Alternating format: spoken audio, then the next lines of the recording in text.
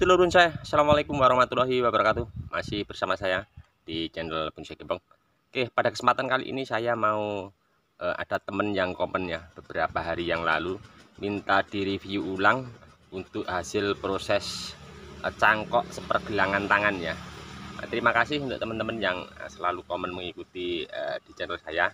Mudah-mudahan di channel saya sebelumnya bermanfaat ya dan menginspirasi untuk teman-teman semua. Saya mau review ulang ya. Untuk bahan ini saya agak besar sedikit, bahan pun saya sancang, sepergelangan tangan mungkin lebih sedikit ya. Saya ambil setel dengan teknik cangkok seperti apa, kemudian panen, saya pas penanaman di bak, kemudian masuk ground, keseluruhan sudah saya update untuk teman-teman, nanti bisa simak di bawah deskripsi linknya. Nah, sebenarnya untuk 7 bulan yang lalu sudah saya tanam di lahan ground ya, berhubung saya terlalu dekat sama pohon kelapa, terus kemarin hampir ketimpa daunnya, saya pindahkan. Nah, kali ini saya mau update untuk request temen yang komen beberapa hari yang lalu. Oke, kita langsung menuju ke bahannya ya, seperti apa.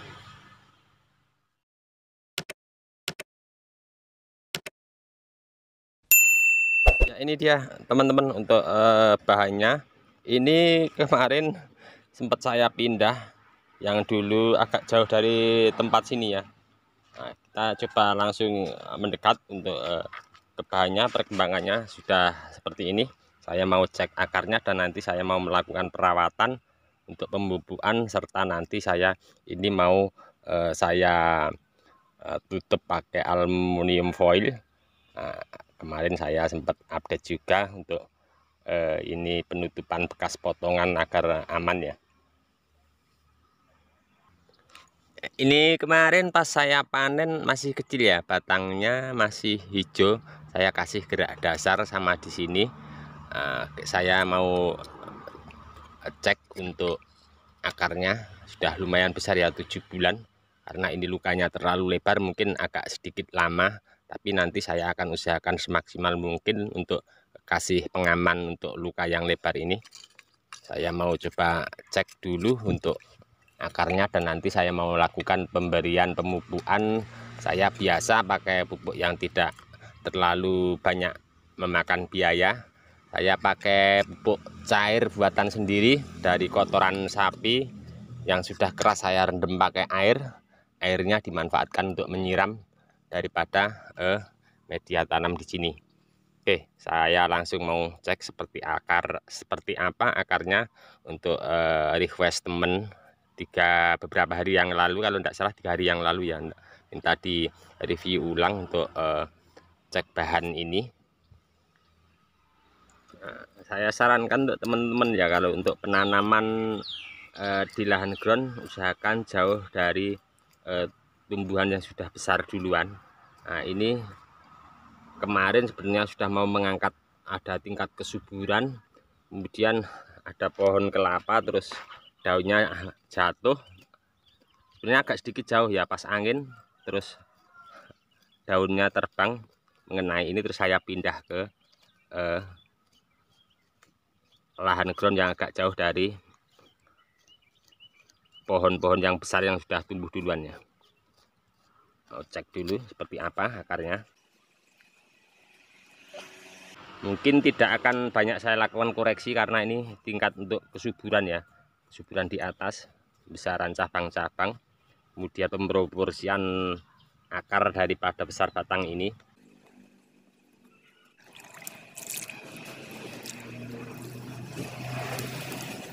Ya, untuk akar, kondisi akarnya seperti ini.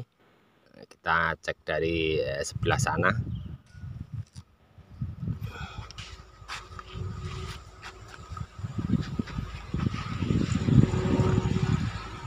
Masih belum proporsi ya, lukanya ini juga terlalu ekstrim banget, banyak yang pecah terkena panas, padahal sudah saya kasih salep kambium.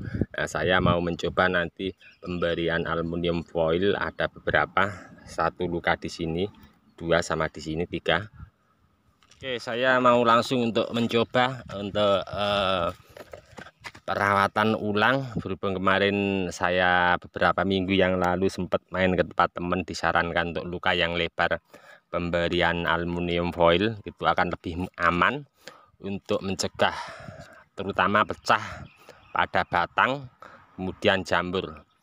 Oke, saya mau langsung mencoba untuk melakukan pemberian aluminium foil ini.